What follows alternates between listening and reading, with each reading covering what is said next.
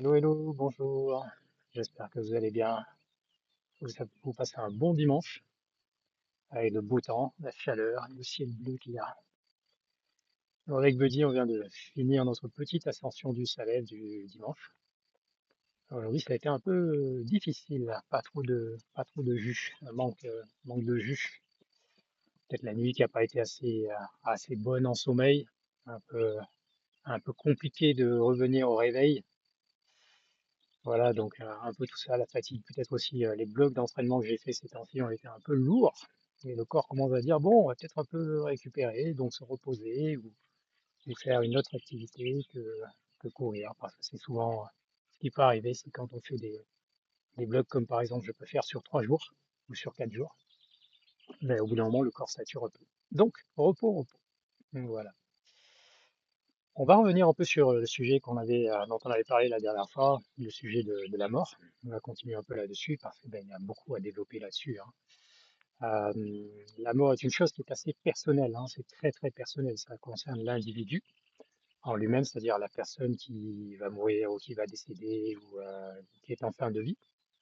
Simplement, l'entourage ne peut que l'accompagner, être des accompagnants et aider dans un certain processus de passer ce moment-là ou en tout cas l'avant entre guillemets décès, l'accompagner de manière à ce qu'il soit apaisé, calme et qu'il ne soit pas trop dans ce que parfois on peut appeler dans les religions ou dans les croyances les remords, c'est-à-dire de revenir un peu sur son passé, sur ce qu'il n'a pas fait de bien, sur ce qu'il a commis en erreur, tout ça, qui ne lui est pas du tout utile, parce que ce n'est pas du tout utile.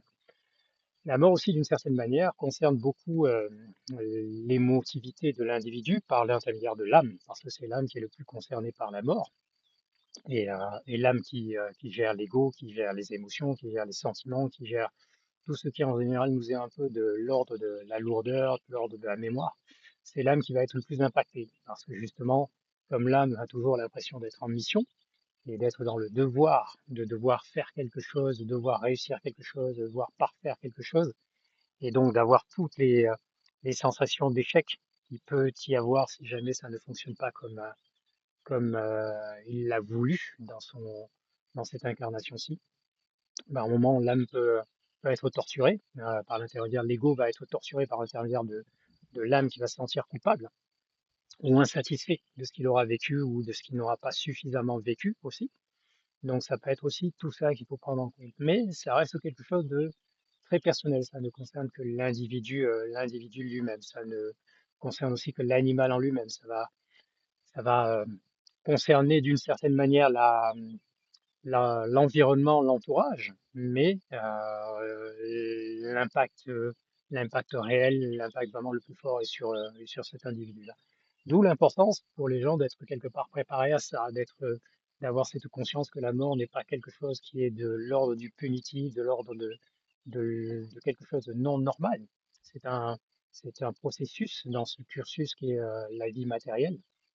Donc il faut vraiment, vraiment être, j'ai envie de dire bien quand cela va arriver, bien dans le moment où vient la mort, où va venir ce qu'on appelle donc la mort.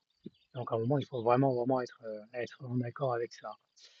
Et non le fuir, non s'en inquiéter, non, voilà. On le voit d'ailleurs, ça change petit à petit, hein, parce que bon, entre les différents débats qu'il y a autour des euthanasies, entre des aides au départ respectueux, comme certains le disent, parce qu'il est du droit de l'individu de dire, bon, ben là maintenant je souffre trop, ou là maintenant je ne veux plus, ou là maintenant je n'ai plus goût à la vie, ou là maintenant je suis bien trop impacté, je suis prêt à partir.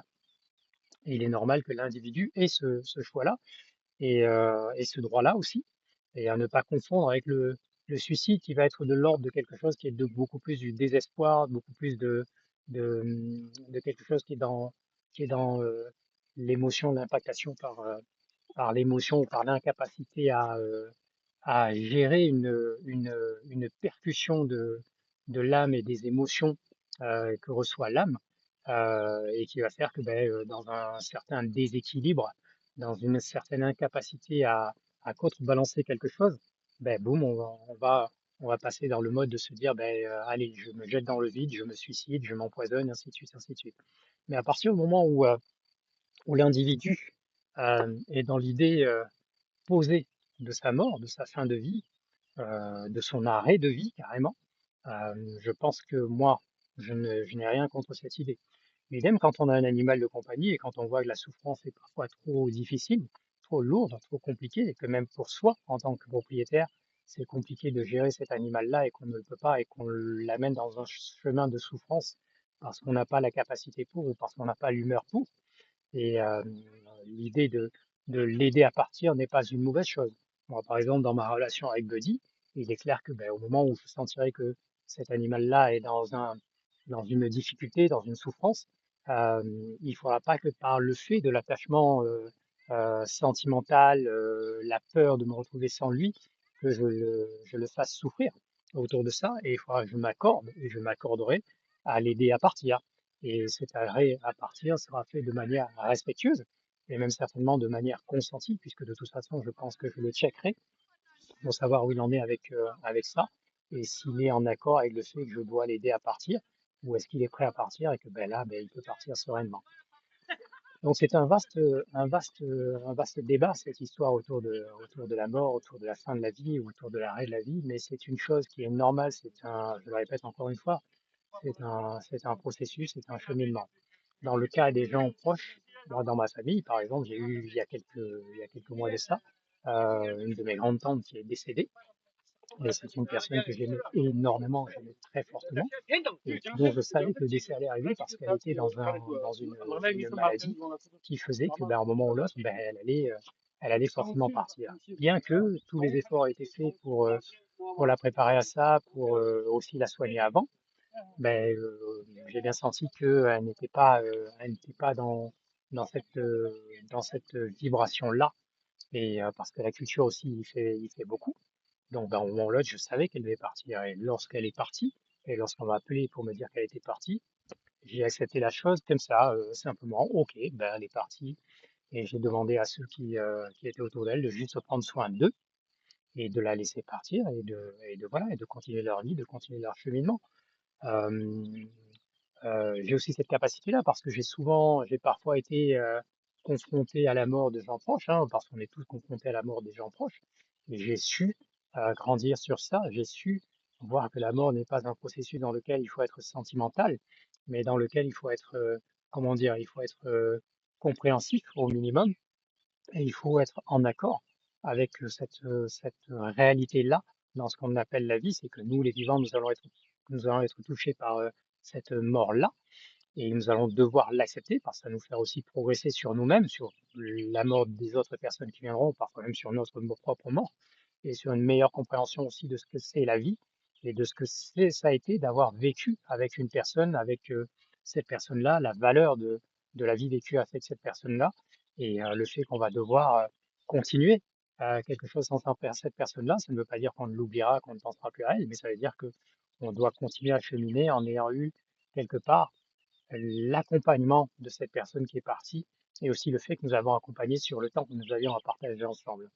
Donc la mort est une chose sur laquelle il ne faut pas avoir de colère, de souffrance, de choses comme ça, mais au contraire, il faut avoir un regard qui est autre, qui n'est pas de l'ordre de quelque chose de compliqué, mais de quelque chose qui doit rentrer dans la normalité. Et cette normalité doit être comprise, doit être acceptée, doit être animée correctement aussi. Donc il faut aller là-dedans. Et donc ça veut dire que la culture autour de la mort, autour de la manière dont nous voyons la mort, doit changer, que ce soit aussi bien au niveau des religions qu'au niveau des cultures, au niveau des écritures, au niveau de tout, de la philosophie. On doit rentrer dans une autre manière de regarder la mort, de procéder à cette compréhension de la mort-là de manière à être au clair avec ça. Parce il est important que les humains que nous sommes, les personnes que nous sommes, nous arrivions à être en accord avec ça et tranquilles, dans une tranquillité, dans une paix avec ça, dans une acceptation. Quand vous regardez même les animaux ont leur processus autour de ça, dans lequel ils sont amenés à être dans la paix quand cela arrive et à accepter ça parfaitement. On voit par exemple les éléphants qui sont capables d'accompagner euh, leurs morts, aussi bien les plus jeunes que les plus âgés.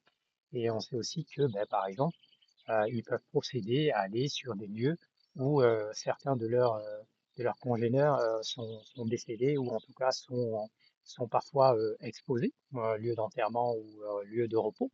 Euh, on sait qu'ils vont dans ce process-là. Donc, ils ont une tranquillité dans le processus de ça et ils ont une tranquillité dans le fait de savoir que, ben, une fois cela fait, ben, ils continuent d'avancer dans leur vie, dans leur cheminement et de temps en temps, ils peuvent procéder à un hommage, mais après, ils continueront toujours à avancer. Voilà. Je vous remercie de m'avoir écouté sur ça et puis ben, je vous souhaite un bon dimanche. Nous, on va redescendre et puis prenez grand soin de vous. Merci beaucoup. Bon après-midi.